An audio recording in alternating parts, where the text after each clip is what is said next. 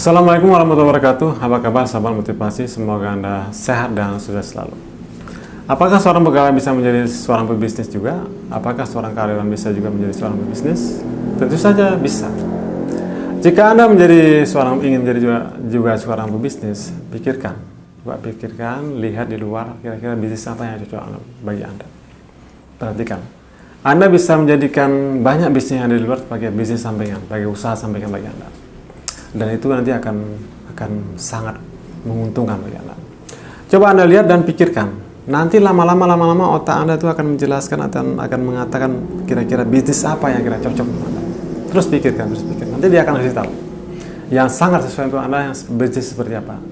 Nanti dia akan tunjukkan bisnis ini yang cocok untuk Anda, atau bisnis itu yang cocok untuk Anda. Nah, ada sebuah kisah ya, seorang guru olahraga, jadi guru saya, namanya Pak Yanto.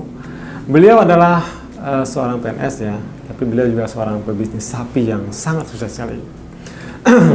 Pada awal peternakan sapi beliau menabung pelan-pelan, setiap bulan beliau menabung uang. Kemudian setelah uang itu cukup, beliau membelikan seekor sapi. Beliau membeli seekor sapi betina yang remaja. Nah, sapi yang beliau beli ini beliau titipkan pada saudaranya di kampung. Jadi kampung itu memang kampung yang peternakan sapi. Di kampung itu memang sangat cocok sekali untuk peternakan sapi. Banyak sekali orang yang peternak sapi dan sangat cocok sekali, mungkin lingkungannya, alamnya, rumputnya, kemudian airnya juga sangat bagus sekali ya. Jadi sangat cocok sekali untuk peternakan sapi. Nah, pelan-pelan beliau peternak sapi, beliau menabung lagi pelan-pelan, setiap bulan beliau menabung. Nah, setelah uang itu terkumpul, kemudian beliau beli sapi lagi. Beliau beli lagi sapi remaja ya, sapi betina yang remaja beliau beli, kemudian dititipkan lagi pada saudaranya. Nah, sekarang beliau sudah mempunyai 2 ekor sapi. Nah, sapi yang pertama sudah mulai dewasa, dan kemudian melahirkan anak pertama.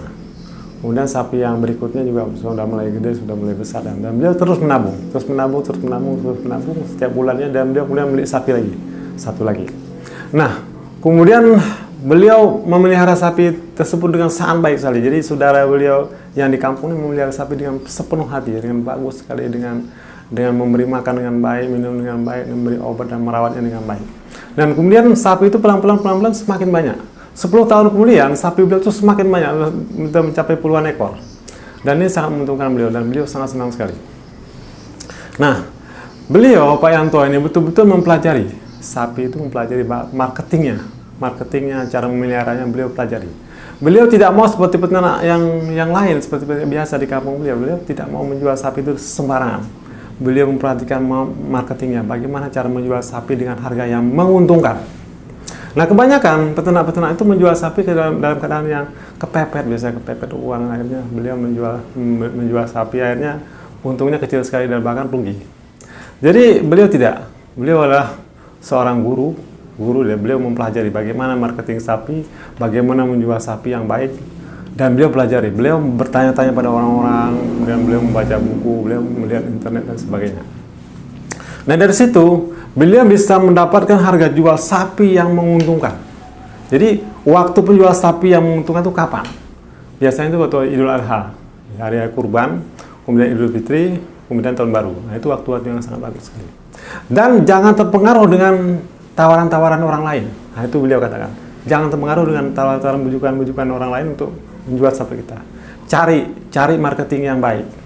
Sebarkan informasi tentang sapi kita, bahwa kita punya sapi yang bagus. Sebarkan informasi itu supaya orang banyak yang datang, dan mereka akan bersaing menawarkan harga-harga dengan harga-harga yang menguntungkan bagi kita. Dan kita sebarkan betul-betul informasi sapi tersebut, yang kita punya peternakan sapi, kita sebarkan informasi supaya masyarakat luas itu tahu kita punya sapi. Dan mereka akan datang, masyarakat luas itu akan datang, dan mereka akan beli langsung sapi di tempat Pak Yanto ini. Jadi mereka akan mendapatkan harga jual yang bagus, yang tinggi sekali. Seandainya sapi dijual pada tengkulak, harganya akan murah, karena akan banyaknya rantai pemasaran. Setiap rantai pemasaran itu akan mengambil keuntungan.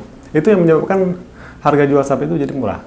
Nah, dengan cara seperti ini, dengan marketing sapi yang bagus, jual sapi yang bagus, memelihara yang bagus, penggebukan yang bagus, Pak Yanto menjadi sukses menjadi peternak sapi, dan juga menjadi seorang PNS. Jadi beliau tidak terpengaruh menjual sapi dengan mudah ya. Sampai itu beliau juga punya gaji dari PNS, gaji sebagai pegawai, dan beliau tidak tergesa-gesa untuk mendapatkan uang. Beliau santai saja memperhatikan harga yang paling bagus dan baru beliau menjual. Dengan cara berternak demikian, beliau mendapatkan keuntungan yang sangat besar sekali.